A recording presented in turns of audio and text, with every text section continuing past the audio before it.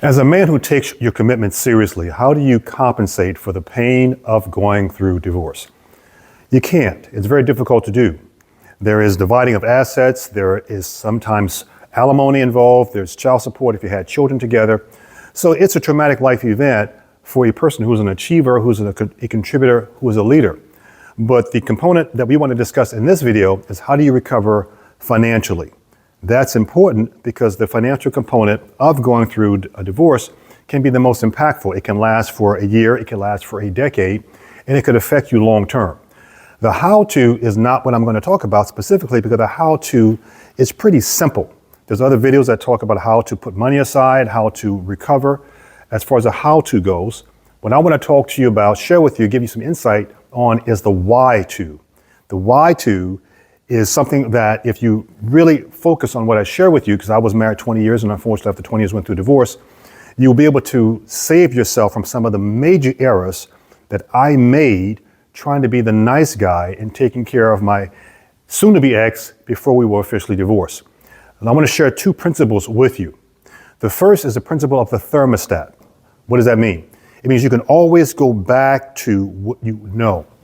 If you've already built a financial empire, if you've built financial stability, if you built financial strength and you did it in your own resources, you can do it again because your mind knows that you can always go back to where you were before. Just like I know, no matter how cold it gets wherever I'm living, the summertime is coming. And if it gets as hot as 98 degrees in the summer, I know it'll be 90 degrees once again. That's the first principle I'm going to share with you. And it's an important principle even though it's very simple. Here's the second and most important. The goal is to maintain mental clarity. You do not lose your financial stability just because you went through a divorce. We lose our financial stability and our financial strength, our financial potential, because we lose our mental clarity. And once we lose our mental clarity, we're not able to make the decisions that help us to recover. Here's a principle. It's a part of the mental clarity principle. It's principle number 3. A man who can make decisions about a woman can make decisions about his money and therefore can make decisions about his future. The opposite of that is also true. Someone who's very clear about his future, where you want your future to be, can make decisions about money that are very clear. Therefore, you can tell whether you're on track with where you want to be financially, whether you're behind or whether you're okay. Based on that clarity, you can make a decision about a woman. Here's why that's important. If you know exactly where you want to be, mental clarity for the future, you know where your money needs to be, therefore you know how to interact with someone who's going to be your ex or who is your ex. You don't argue. You don't create negative energy that distracts you from the goal that you must create in the future. If you have children, the court may determine what the child support is. If you have alimony that needs to be paid, the court may determine what the alimony is. Those are the painful elements of going through a divorce. But your resource, your strength, your talents, your gifts, they haven't gone anywhere. What could happen to them, though, is that you become so embittered, so angry, that negative energy steals your mental clarity. And thus you begin to make bad decisions that will cost you financially long term. So you don't have a short recovery time, you have a recovery time that can last for years.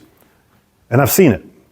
I've seen guys go through divorce and just totally destroy them for many years to come, even though they had the original talent to create whatever financial strength they had before they got married and during the time they got married. And it's not about the money. I'll prove that to you. Again, clear about your future, you can be clear about your money, can be clear about how to interact with a female. Athletes, ballers, they get millions of dollars when they sign. They think their future is guaranteed. They're kind of careless with their money because they think the money is going to always be there. And what do? They make bad decisions about a woman. What happens? They lose their money. The future they thought was guaranteed is no longer guaranteed. It wasn't guaranteed in the beginning. They just thought it was. It's gone. That's why, as a man, your mental clarity, where you want to be, how much money you need to have that cash flow, creating that, and how you interact with a woman. Your ex is gone, but you'll eventually begin to date again. Therefore, you have to keep your future vision very clear. Therefore, your money is very clear. Therefore, you can choose a partner if you choose to get married again in the future that will help you get to where you want to be.